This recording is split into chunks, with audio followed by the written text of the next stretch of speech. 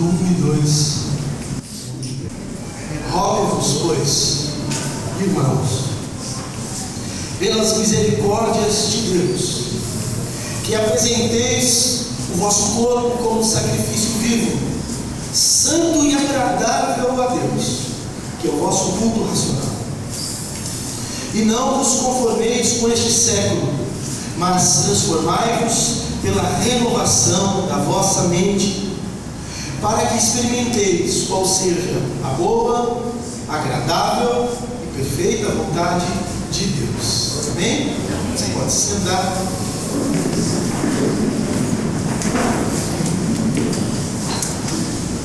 É óbvio que todos nós que estamos neste lugar juntos pretendemos, é o desejo do nosso coração, que Deus seja exaltado, que Deus seja glorificado. É o desejo do nosso coração cultuar a Deus de uma forma espiritual sempre. É o desejo do nosso coração experimentar a vontade de Deus em nossa vida e para a nossa vida. Esse é o desejo do nosso coração, é óbvio. Mas, para que isso aconteça, algo precisa de fato acontecer na nossa vida, irmãos. Nós precisamos ser transformados. Note que essa palavra que o apóstolo Paulo está dando aos irmãos de Roma, ela é dirigida a crentes. Ela não é dirigida a pessoas que não temem a Deus, que não conhecem a Deus. É uma palavra que é dirigida para aqueles que conhecem a Deus. Então, essa transformação da qual nós falaremos hoje, e a proposta de Deus no coração de vocês é que vocês sejam transformados. Não é uma transformação que é feita daqueles que não conhecem a Deus, mas é uma transformação passível para aqueles que são irmãos. Rogo-vos, pois, irmãos. Ele está sendo bem direto. De quem são essas pessoas? Acontece que aqueles que não são os irmãos precisam se tornar irmãos urgentes, mas aqueles que são irmãos precisam ser transformados também de forma urgente, de caráter de urgência. Essa transformação, quando o apóstolo Paulo faz esse desafio para a igreja de Roma, ele está justamente falando que os irmãos precisam assumir uma nova aparência. Não é a questão da essência, da substância do ser, mas de suas qualidades, das coisas que externam. Acontece que essas coisas que são externadas, elas só são possíveis a partir daquilo que é feito dentro dessa pessoa. Essa transformação ela é feita a partir de dentro, do ser de cada um de nós, para que então possa ser refletida nas coisas externas de cada um de nós. Ou seja, primeiro essa transformação passa pelo ser, para então atingir o fazer. Não adianta você apenas mudar as suas atitudes, se o seu coração continuar o mesmo. Agora, se o seu coração for transformado, naturalmente as suas atitudes o serão. Entenda uma coisa: se você apenas buscar mudar questões externas da sua vida, você no máximo pode ser um religioso. Era justamente essa crítica de Jesus aos fariseus. Eles tinham o lado de fora da sua vida muito polidos, eles faziam as coisas de forma bem certinha. Jesus dizia que eles eram caiados, pintadinhos por fora, mas eles não deixaram de ser sepulcros. Jesus dizia a eles: olha, vocês estão limpando o exterior do copo, mas a parte de dentro continua suja. A transformação de cada um de nós, que o Senhor exige de nós, e que a proposta da palavra de Deus para nós hoje é nos trazida, é justamente para que sejamos transformados, mas essa transformação precisa necessariamente acontecer de dentro para fora. Se você tentar mudar apenas questões do lado de fora do seu comportamento, você no máximo se tornará um religioso. Entenda, Deus não está tão preocupado com o que você faz, como está preocupado com quem você é. Porque você pode fingir ser alguma coisa através das suas atitudes, mas se você é alguém transformado, isso naturalmente transparece nas suas atitudes. Então, leve em consideração essa afirmação do ser e do fazer. Quando o apóstolo Paulo aqui vai falando a respeito dessa transformação, transformai-vos, no versículo 2 ele fala. Essa transformação, a palavra na língua original, no grego, que é utilizada aqui, é a mesma que é utilizada em outras duas situações que nos ajudam a compreender melhor o que significa, qual o sentido que Paulo quis com isso. Essa palavra, metamorfose, ou metamorfose neste caso, ela está se referindo à mesma situação onde Jesus Cristo se transfigurou diante dos discípulos. Vocês se lembram dessa cena? Jesus estava no monte junto com os seus discípulos, e a Bíblia narra que os discípulos estavam varados de sono, não ficaram acordados, mas quando acordaram, eles perceberam que Jesus havia se transformado, Jesus havia se transfigurado, mudou de figura. Aquele o qual os discípulos estavam vendo até então já não era mais daquele jeito, ele estava diferente. E nós entendemos ali naquele texto que a transformação de Jesus foi de dentro para fora. A Bíblia diz que ali estava vertendo glória, era uma luz intensa que saía de Jesus, não era uma luz que era projetada em Jesus, mas era algo que saía, emanava do próprio Senhor Jesus. A ideia dessa palavra, de onde que é transforme para a gente, mas de onde na língua portuguesa a tradução mais literal é metamorfose. Então a proposta não seria apenas se transforme, mas entre num processo de metamorfose. A melhor ilustração é o que nós conhecemos como a transformação da borboleta, de uma lagarta para a borboleta. A borboleta está o tempo inteiro ali, mas o que está aparecendo agora, vocês só estão vendo a lagarta, mas num momento oportuno, por causa de uma transformação interna, por causa de algo que aconteceu dentro dela, ela passa a ser então uma borboleta linda. A lagarta é repugnante, a borboleta é linda. Talvez hoje você seja uma lagarta, mas o Senhor quer que você seja transformado, para que você seja tão lindo no olhos dele quanto uma borboleta nos nossos olhos. É dessa metamorfose que o apóstolo está falando. Em outro texto, ele mesmo vai falar na carta dele aos Coríntios, na segunda dele aos Coríntios, capítulo 3, versículo 18, fala que nós somos transformados de glória em glória. E nessa outra situação, essa palavra transformados é a mesma palavra no original, que quer dizer que há uma metamorfose que vem de dentro para fora. Então, quando o apóstolo diz aqui no versículo 2, do capítulo 12 de Romanos, mas transformai-vos, sejam transformados, ele diz assim: vocês precisam passar por uma metamorfose, precisam ser transformados de dentro para fora.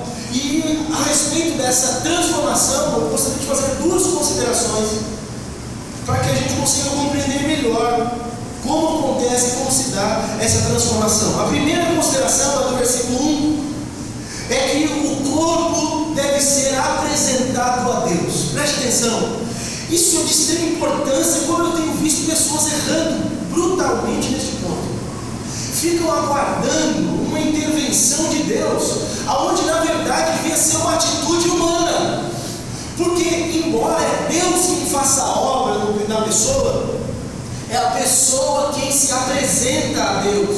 Apresentar o próprio corpo é um ato voluntário. Deus não quer te amarrar para puxar você para Ele, forçado.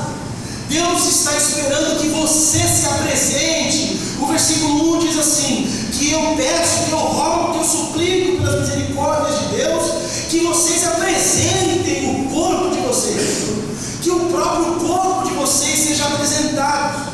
Os pais, quando têm os seus filhos recém-nascidos, apresentam a Deus: Deus, está aqui a vida do meu filho, da minha filha, estou apresentando ao Senhor. O que Deus está dizendo para vocês é o seguinte: vocês não precisam apresentar outras pessoas, vocês precisam se apresentar a Deus.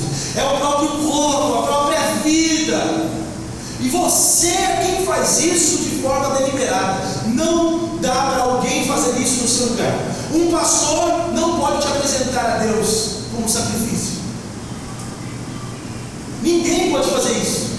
E isso, por um lado, é maravilhoso, porque nós não estamos na mão de ninguém. Nós não precisamos de mediadores humanos. Nós não precisamos que alguém faça alguma coisa por nós diante de Deus.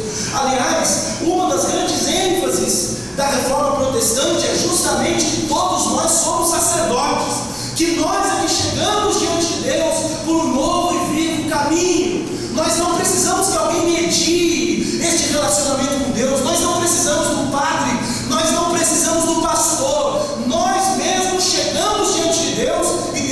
ouve a nós.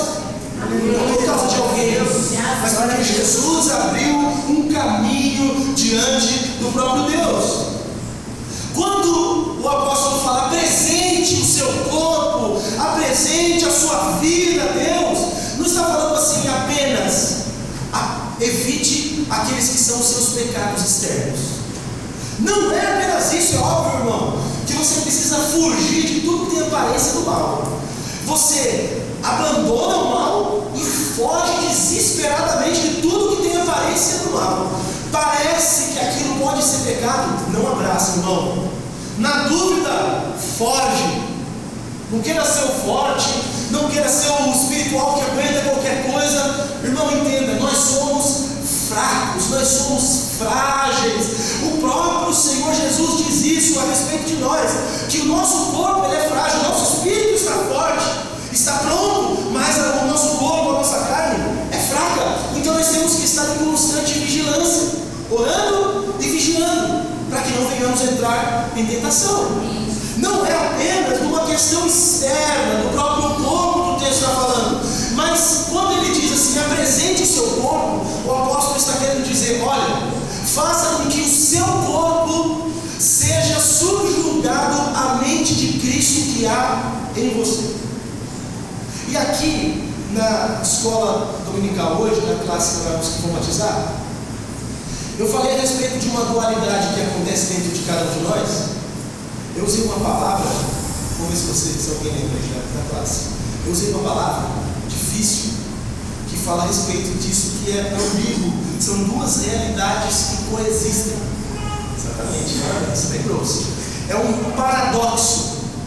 Existe um paradoxo dentro de cada um de nós, no que diz respeito ao que pensamos.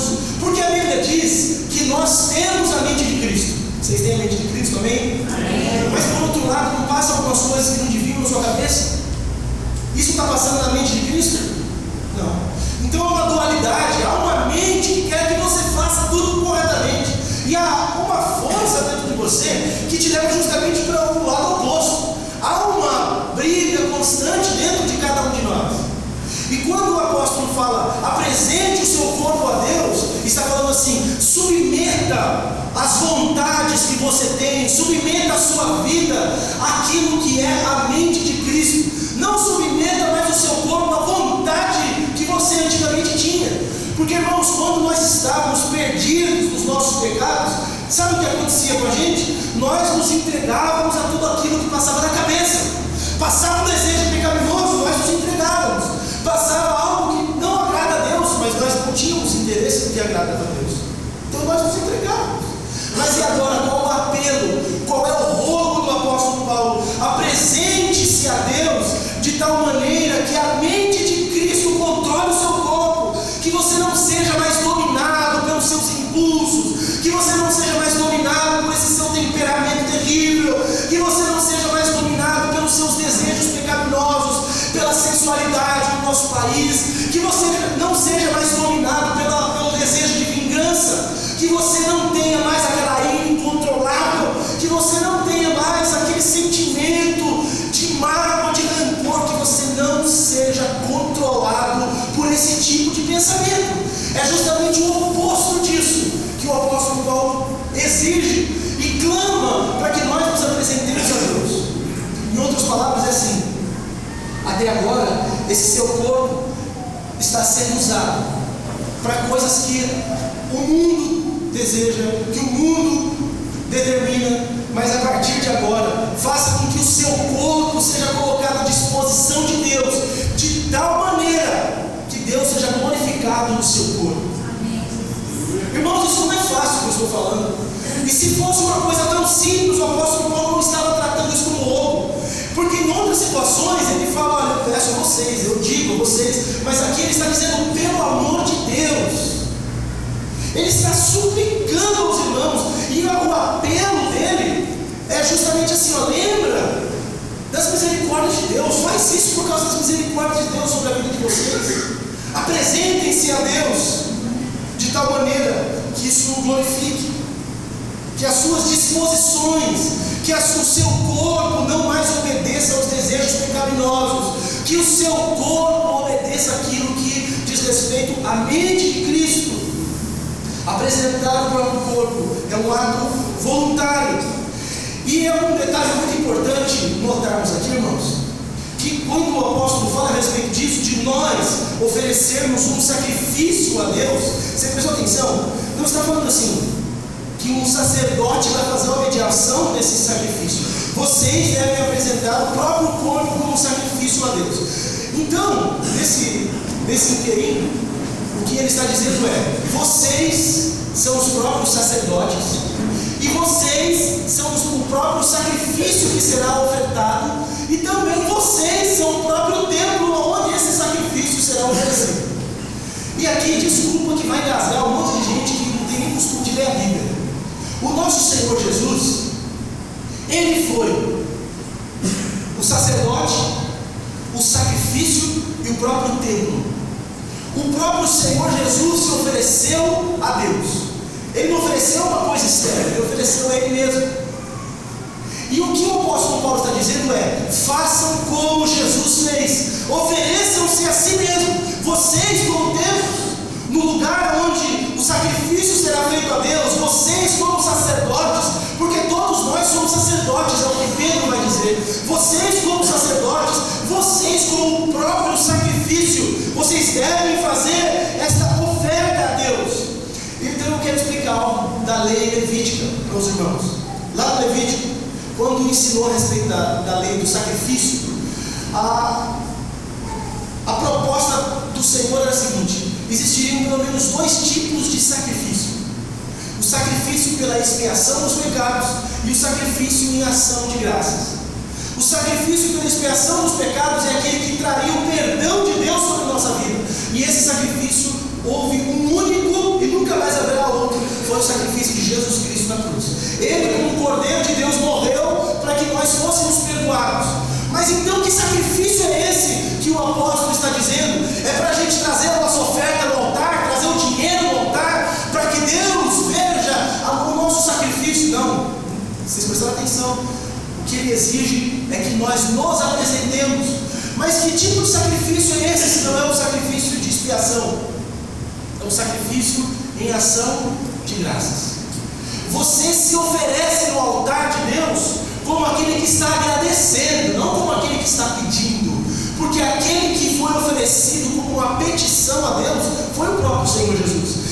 Ele mesmo, olha só que cena que você precisa ter uma boa imaginação. Ele mesmo, Jesus, entra como um sumo sacerdote, entra no lugar santíssimo e vai oferecer um sacrifício. Chegando neste lugar, onde estava o sacrifício? Ele mesmo. O próprio sacerdote se oferece naquele altar para que nós fôssemos perdoados. E o pedido de Jesus foi: perdoa-os, perdoa-os, limpa-os dos seus pecados. Agora, quando nós nos oferecemos a Deus em sacrifício, o que é que nós fazemos? Nós pedimos alguma coisa? Não, nós agradecemos, porque é um sacrifício em ação de graças. Sabe o que Deus está dizendo aqui? Você precisa sacrificar-se a si mesmo a Deus como uma forma de agradecimento. E aí a gente começa a entender a mente do Senhor quando inspirou certos homens de Deus a fazer canções. E em algumas delas a gente ouve algo do tipo: Senhor, eu não tenho nada para oferecer, porque a única coisa que eu tenho é minha vida, então a minha vida eu te dou.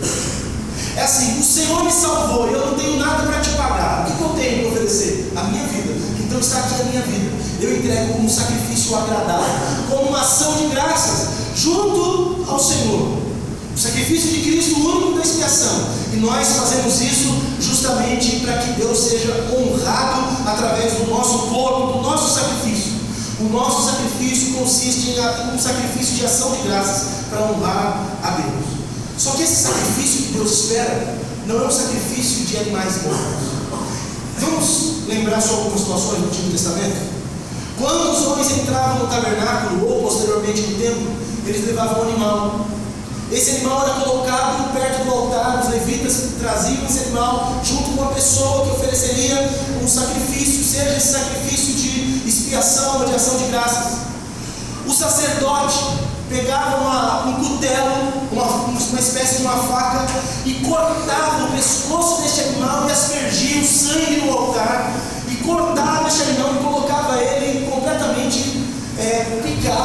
para ser queimado ali no altar do sacrifício. O animal era entregue morto por causa daquilo que haveria de se fazer. Aqui o apóstolo diz assim, que você deve se colocar, se apresentar diante de Deus como um sacrifício, mas não um sacrifício morto, como um sacrifício vivo. Não é a sua morte que vai promover a glória de Deus nesse caso, irmãos. Deus, é óbvio, e aqui que fique gravado na mente e no coração dos irmãos, Deus se agrada da morte dos seus santos. Enquanto os crentes ficam desesperados quando um outro crente morre, Deus está extremamente feliz, porque Ele está recolhendo para junto dele aqueles que são os seus servos. Então, irmão, quando algum de nós morrer, ao invés de a gente ficar triste pela distância momentânea, mas nós nos alegramos por aqueles que dormem no Senhor, porque sabemos que o Senhor mesmo está feliz, porque nos está recolhendo. Deus se agrada da morte dos seus santos, Deus não se agrada da morte dos ímpios. Só que Deus não quer que façamos um sacrifício a Ele com a nossa morte. Deus quer que façamos um sacrifício, só que ainda vivos. E aqui entra um ponto que é crucial. É impossível você oferecer esse tipo de sacrifício ao Senhor se você não é alguém que sempre se encontrou verdadeiramente com Jesus Cristo. Entenda, não é possível fazer este sacrifício do qual eu estou falando se você não se encontrou verdadeiramente com Jesus Cristo. Porque antes de nos encontrarmos com Cristo, nós não tínhamos vida em nós.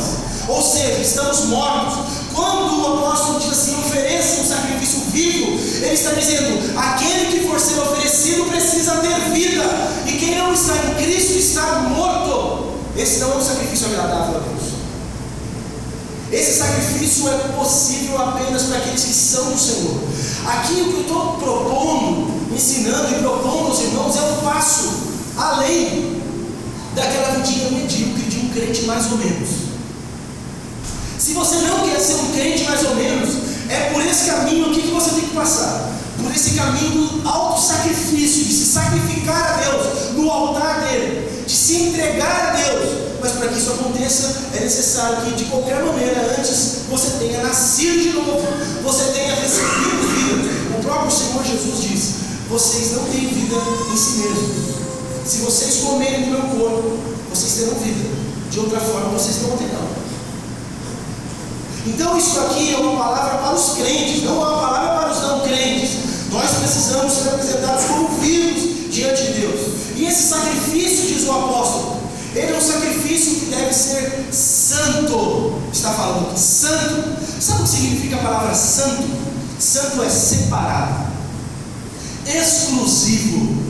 Você, irmão, deve apresentar sua vida a Deus como alguém que é exclusivo dele. E aqui eu quero chamar a atenção, faz tempo que eu não puxo a orelha de ninguém aqui nesse culto, não é verdade?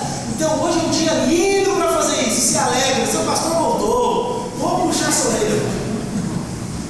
Para dessa vidinha meia boca, de um dia você está com o Senhor, no outro dia você está no mundo, de noite, no domingo você está aqui no culto, e no dia seguinte você está se entregando ao pecado. Para com essa vida dupla, com esse ânimo dobre, de fazer as coisas pela metade. Você se entrega a Deus, mas você não é completamente de Deus. Você é mais ou menos. Você conhece Jesus? Conheço. Você crê em Jesus? Creio. Mas o pecado? O pecado não dá para você coexistir nesses dois mundos. Ou você vive no mundo da santidade, ou você vive no mundo do pecado. Ou você vive na prática da justiça, ou você vive na prática do pecado. Ou você é um filho de Deus, ou você é um filho do diabo. Não tem meio termo, irmão. Não tem mais ou menos. Não dá para andar em cima do muro. Sabe qual é o problema? As pessoas vivem a sua vida em cima do muro. O pastor Marcelo dizia algo lá na igreja de Nova Odessa. Ele falava assim, você fica pelar, pecar, pelar e pecar, vai acabar pecando mesmo. É só pecar, pecar, pecar, e você vai viver essa vida sua de pecado. Não dá para você não viver inteiramente. Entenda, Deus não aceita restos. Diga assim, Deus não aceita restos.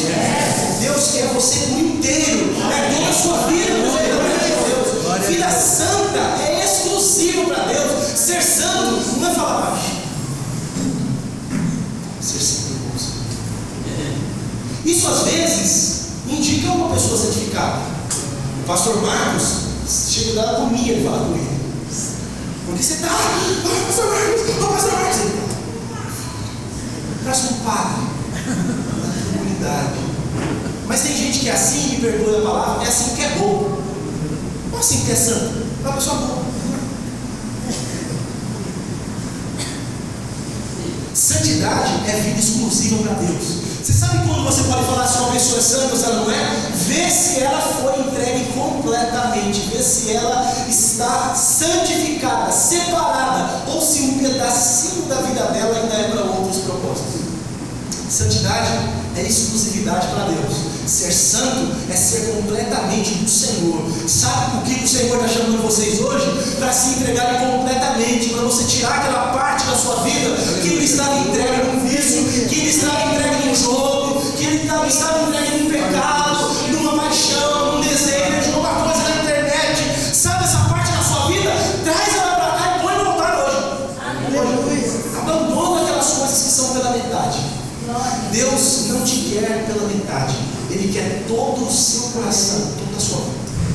Sacrifício vivo, santo, exclusivo. Não pode ser de outra forma.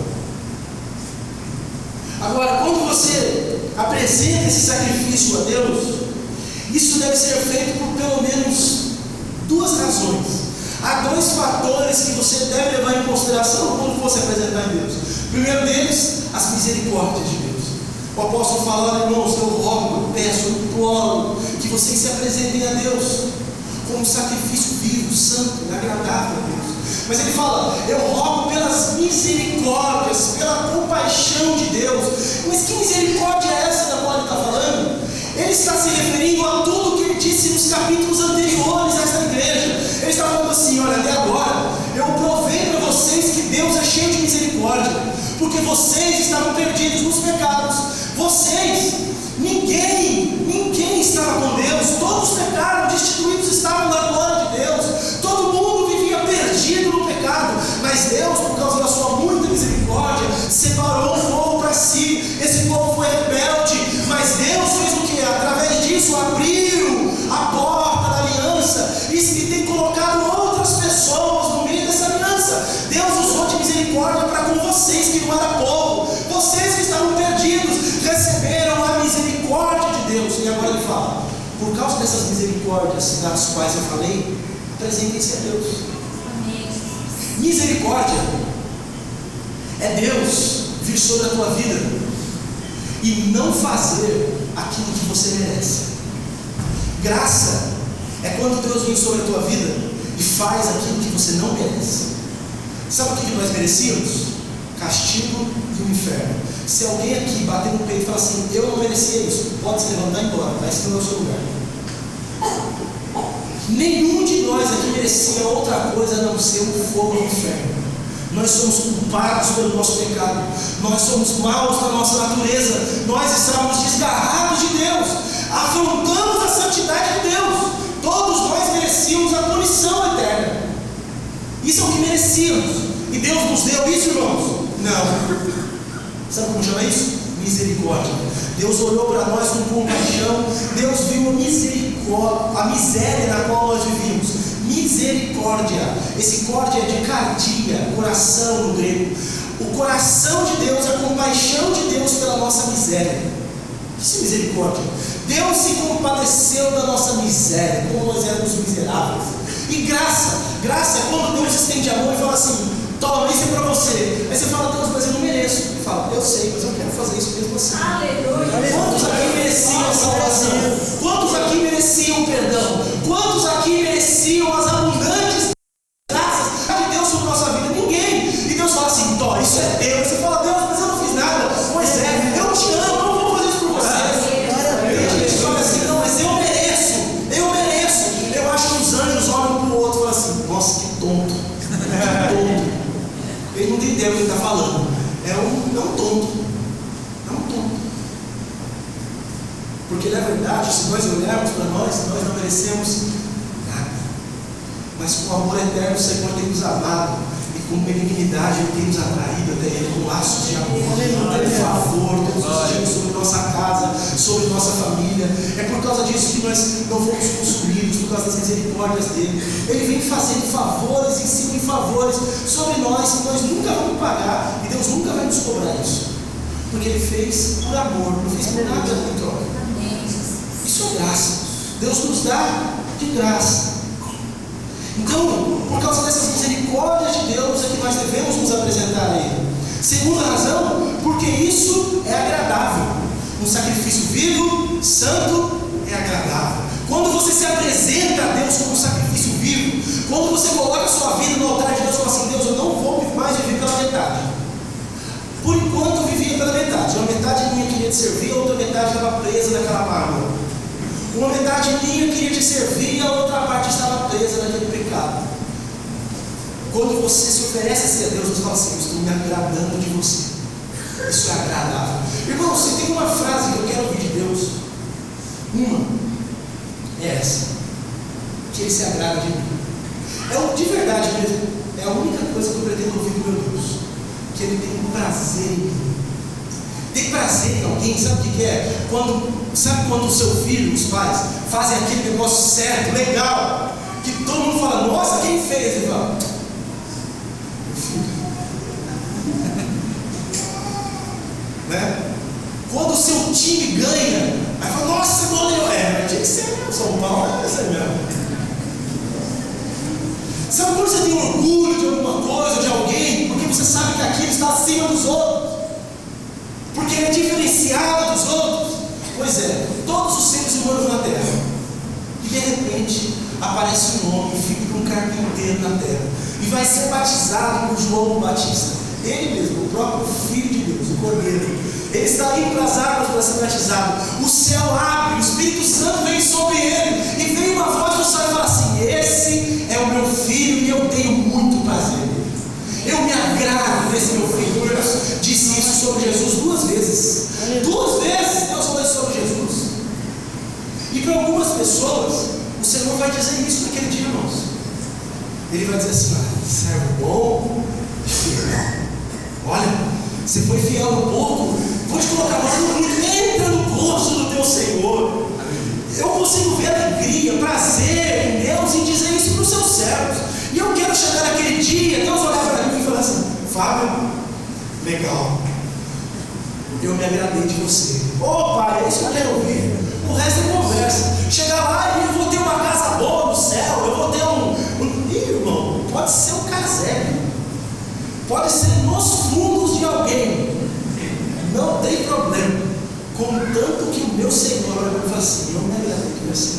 Aleluia. Lá no fundo, lá na fileira dos justos, dos santos, lá na última fileira, assim, lá escondido, não dá nem para ver, lá atrás, os célebres homens de Deus, os grandes homens de Deus, todos sentados, recebendo a sua premiação do Senhor, do seu galardão, lá no fundo.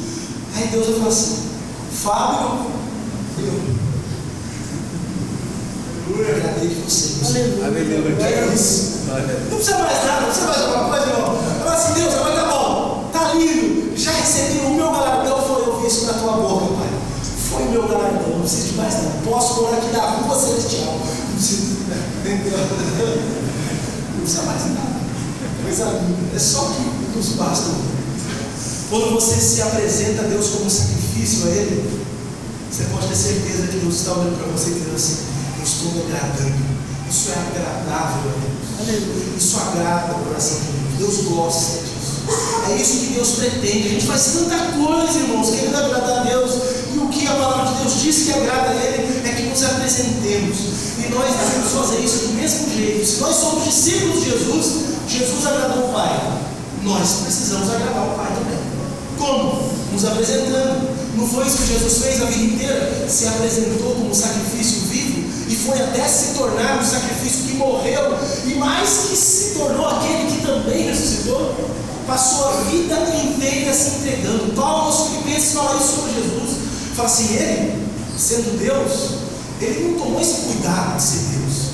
Ele não usou essa prerrogativa, não teve por usurpação ser igual a Deus, mas pelo contrário, ele se humilhou.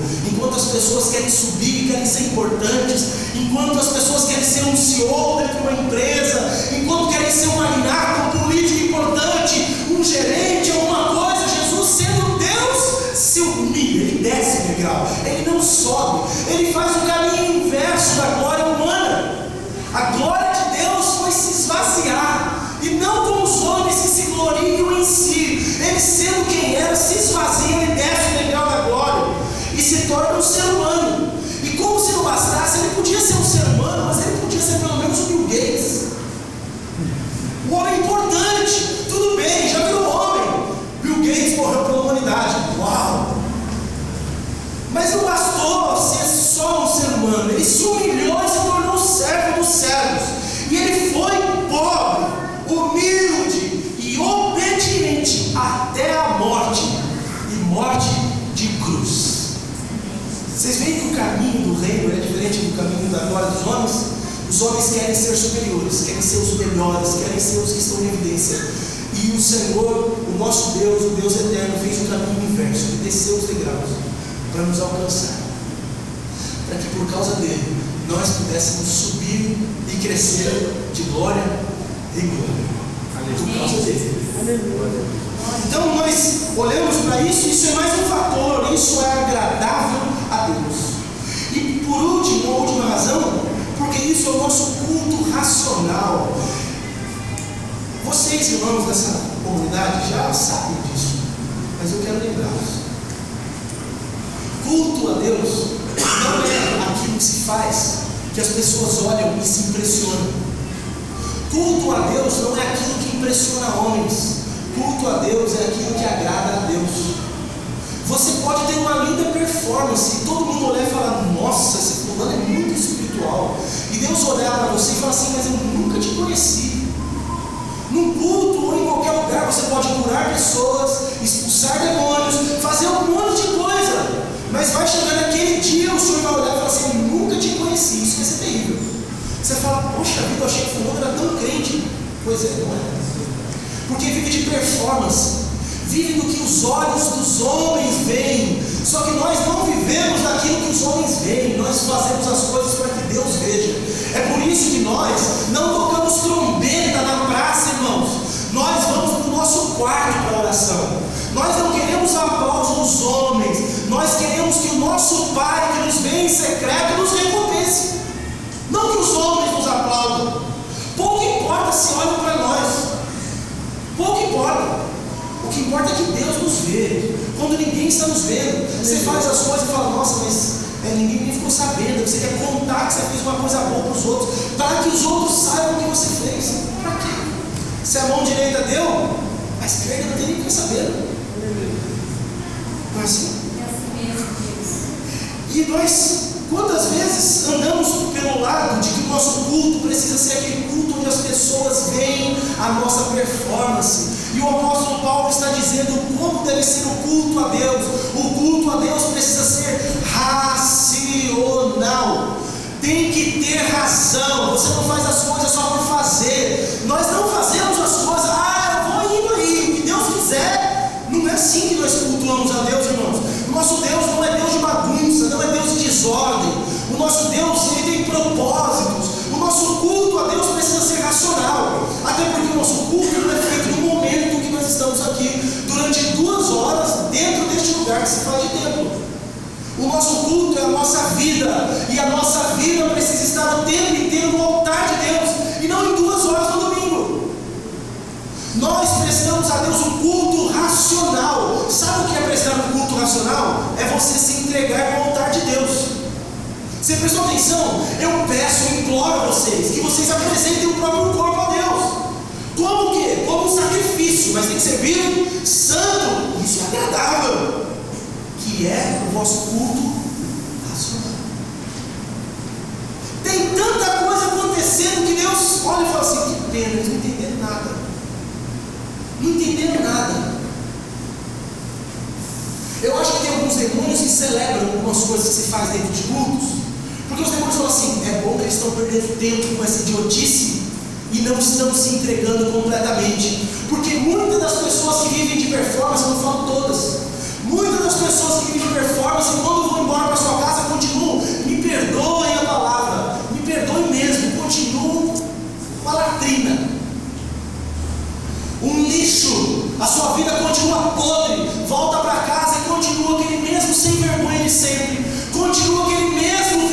de sempre, continuou aquele mesmo sem educação de sempre, o mesmo intolerante de sempre, o mesmo sem compaixão de sempre. Ou seja, não valeu de nada tudo aquilo que fez. Foi performance, foi coisas para os homens verem, não foi para Deus. Porque entenda, cada vez que você se coloca diante de Deus, é impossível você chegar diante de Deus e sair da presença dele sem ser tocado.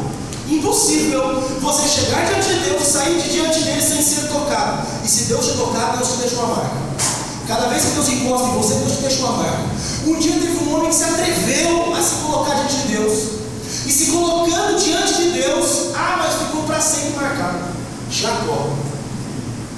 A Bíblia não fala que ele foi e lutou com Deus? Ele caiu na besteira de falar assim para o anjo: não vou te deixar enquanto não me abençoares. Mas tomou-lhe um golpe no joelho, aqui na juntura da coxa.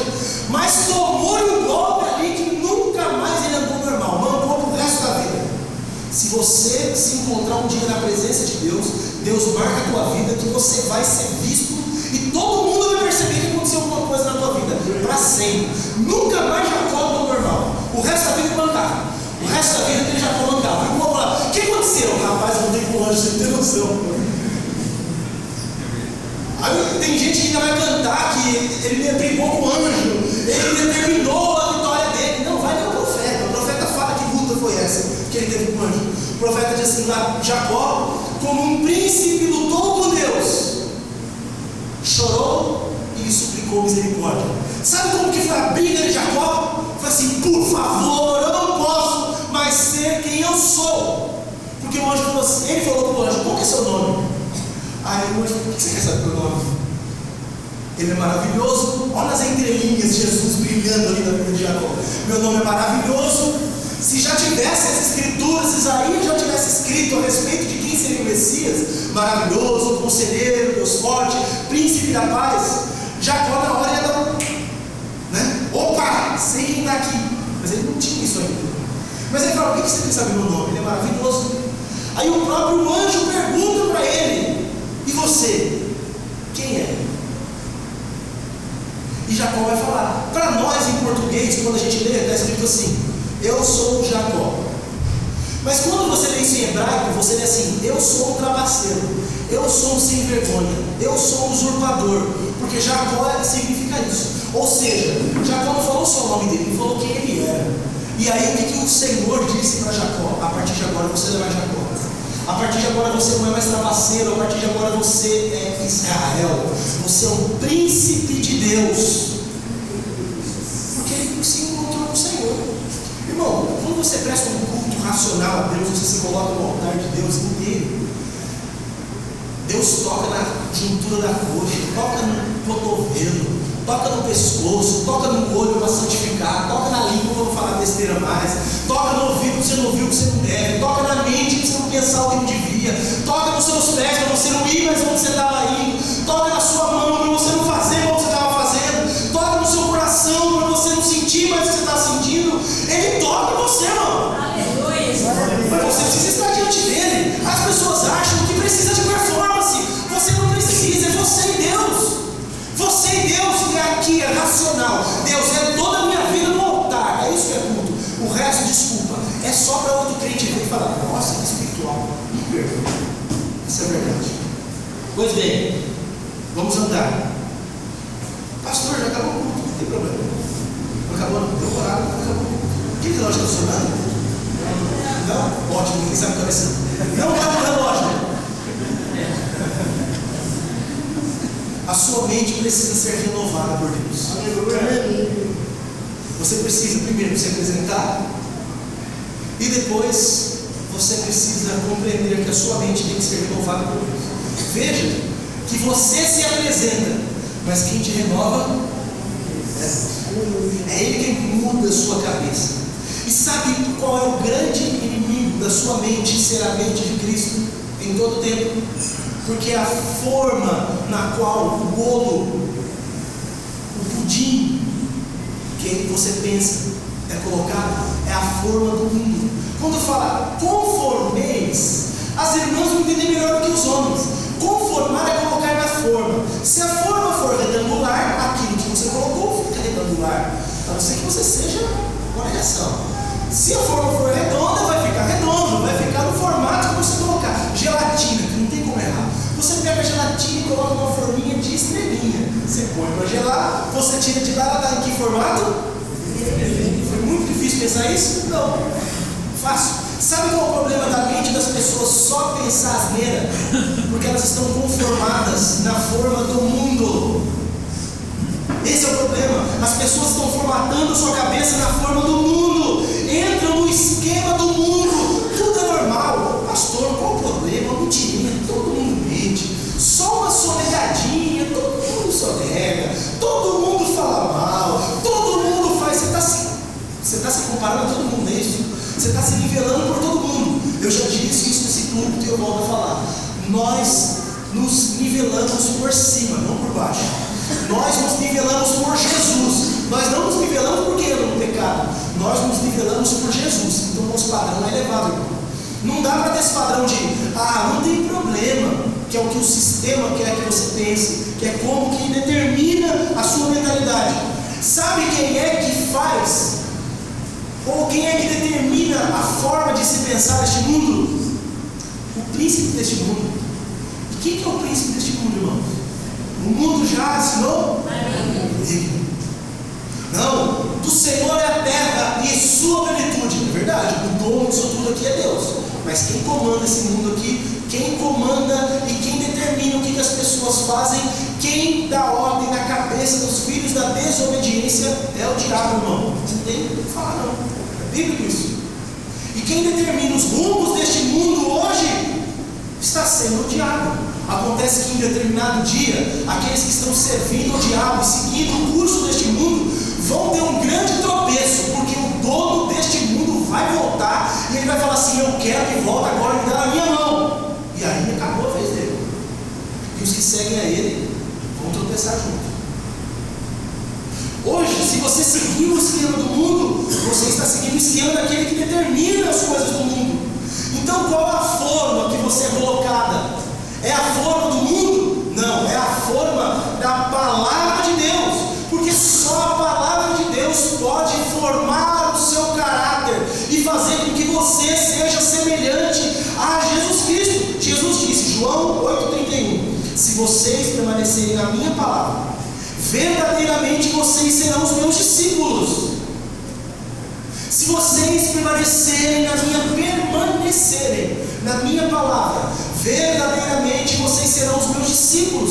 Os crentes não sabem nada da palavra. É óbvio que eles vão seguir o mundo. É óbvio que vai seguir qualquer vento de doutrina. É óbvio que vão cair na besteira que nós vemos nesse mundo de hoje, porque não conhecem a palavra de Deus. São discípulos de pastores, são discípulos de missionários, de seja o que for. Não são discípulos de Jesus, porque não conhecem a palavra de Jesus. Quer ser semelhante a Jesus? Quer ser discípulo de Jesus? Come a palavra de Deus. Come, se alimente da palavra de Deus. É só através dela que você vai ter esse formato daqueles que são os servos de Deus. O grande efeito, caso você decida-se por se entregar a Deus e permitir que Ele renove a sua mente, o grande efeito é justamente a oportunidade de você experimentar qual é a vontade de Deus. E aqui é uma coisa que muitas pessoas se pegam, porque tem gente que quer saber duas coisas, e talvez nem saiba que são essas duas coisas, mas tem duas coisas que você precisa saber a respeito do que Deus pensa a seu respeito. Qual é a vontade de Deus para nós? E qual é a vontade de Deus a respeito de nós? Para nós é assim: o que Deus quer para a minha vida? O que Deus tem para a minha vida em particular? Agora, a outra pergunta diz respeito: o que Deus quer através da minha vida? Como Deus vai usar a minha vida para a glória dele? Se você não sabe essa resposta, você precisa saber, porque senão você está vivendo à toa, você está perdido. Eu não sabia, mas a palavra à toa é alguém que está sendo toa, é a corda que leva o... Imagina um guincho, sabe o guincho? Só que num barco.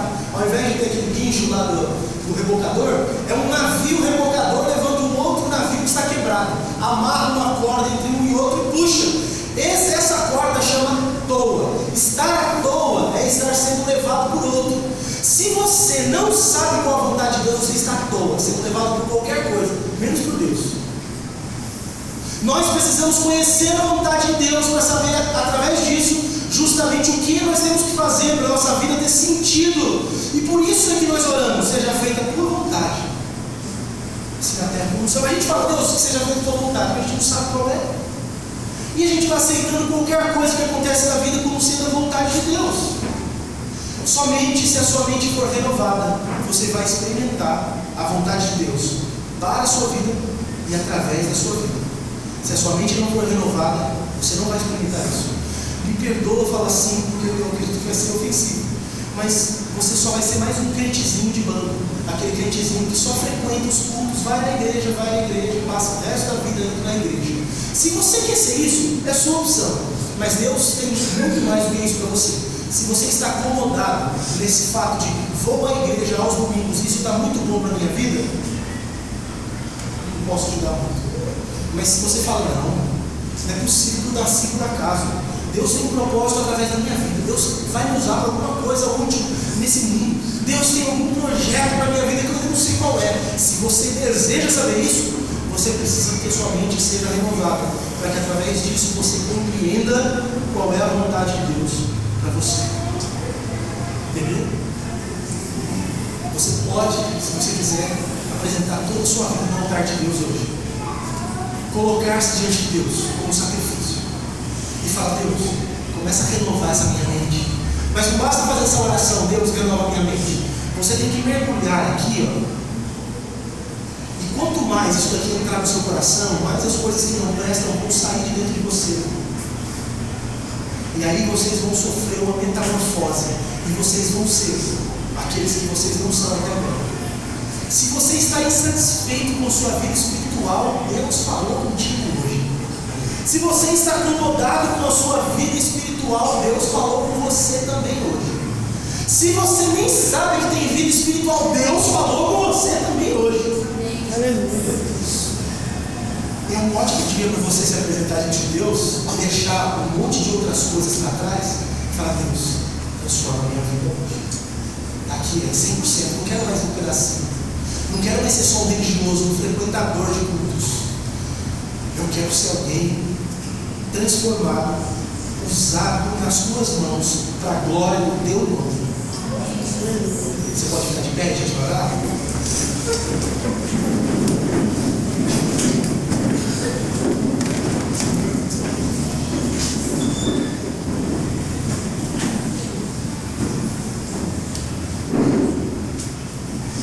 Rogo-vos, pois, irmãos, pelas misericórdias de Deus, que apresenteis o vosso corpo um sacrifício vivo, santo e agradável a Deus, que é o vosso culto racional. E não vos conformeis com este século, mas transformai-vos pela renovação da vossa mente, para que experimenteis qual seja a boa, agradável e perfeita vontade de Deus. Se você quiser, você pode se apresentar diante de Deus. Você não precisa vir aqui à frente. Tem um termo que a gente usa na igreja, e a gente usa mais por costume. A gente chama isso aqui na frente de altar. Venha ao altar. Isso aqui não é altar. Isso aqui não é altar. Isso aqui não é um culto judeu. Não é um culto judaico. Se isso aqui fosse um altar, eu seria um sacerdote que ia fazer alguma coisa por vocês. Sabe onde está o altar que você pode entregar alguma coisa para Deus? Dentro do templo. O templo não são essas paredes. Você sabe o que é o templo? Você. É aí nesse teu coração que você vai oferecer a tua vida. É aí dentro desse altar. E é você que vai fazer isso como um sacerdote. Imagina agora, escrito uma lapela, escrita na sua testa assim, santidade ao Senhor. É o que está escrito na mitra do sacerdote. Santidade ao Senhor. E você se chegando diante de Deus, falando, Deus está aqui, toda essa minha vida. Eu olho para a minha vida e não vejo possibilidade de muita coisa não, Deus, mas está aqui, olha. Tudo que eu tenho está aqui. Ofereça-se a Deus. E submeta-se à palavra de Deus. para que você seja transformado. Isso é culto racional. Isso agrada a Deus. Nosso Pai, em nome de Jesus, o Teu Filho e nosso Senhor, colocamos a nossa vida diante de Ti, no Teu altar. Nesse altar que o Senhor manda fogo do céu. Nesse altar que em todo tempo devemos oferecer sacrifícios de ação de graças. Não esses sacrifícios de tolo, como tantos oferecem, perdem dinheiro, perdem tempo, perdem tudo. O Senhor não quer o nosso dinheiro, o Senhor não quer as coisas que nós temos, o Senhor quer a nossa vida, por todo o nosso ser apresentado no altar do Senhor. Como sacerdotes que o Senhor nos constituiu, porque assim bem disse o Teu Filho Jesus, que o Senhor mesmo nos fez reino e sacerdócio para o Senhor. Pedro, o apóstolo, disse isso também. Então, como sacerdotes, com toda humildade, quebrantamento, nós apresentamos a Ti a nossa vida, Senhor. Queremos dedicar completamente, Senhor, não apenas uma parte, não apenas um momento, uma situação da nossa vida, mas tudo. A nossa mente, o nosso coração, a nossa força, a nossa energia, o nosso vigor, os nossos talentos, os nossos dons, todas as nossas capacidades, o nosso tempo, tudo, colocamos tudo no altar, é tudo que temos, Senhor. Apresentamos a Ti e sabemos o porquê estamos fazendo isso. Compreendemos, olhamos para as Tuas misericórdias, sabemos que isso é agradável ao Senhor. Apresentamos a Ti, Senhor, como sacrifício.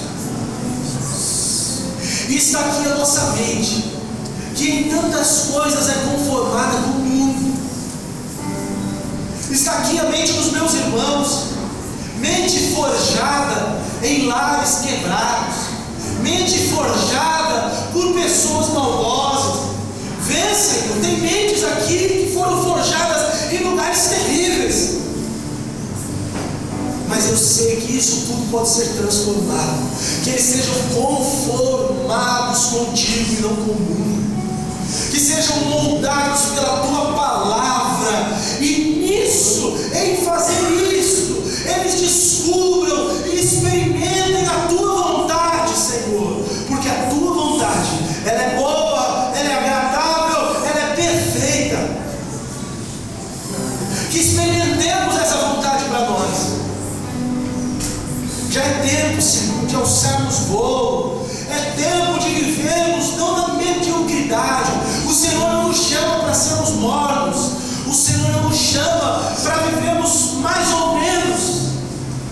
O Senhor tem nos chamado para uma vida intensa, para uma vida na profundidade do Espírito, não onde as águas ainda dão pelos lombos, mas lá onde a água não dá pé. É lá que o Senhor quer que vivamos, numa vida completamente guiados pelo Teu Espírito. Que esses meus irmãos, ao se apresentarem a Ti, que o Senhor envie o Teu Espírito Santo como um fogo que vem receber o sacrifício, a oferta, agrada-te, Senhor, e que chegue a vida deles, as ações deles, as orações deles, como aroma suave diante do Senhor. Abençoa-os em nome de Jesus, e conforme a mente de cada um deles, de tal maneira que as pessoas lá fora olhem e percebam que eles foram transformados, mudados, tocados como Jacó foi. Abençoa-os e glorifica o Teu nome neles, em nome de Jesus. Amém.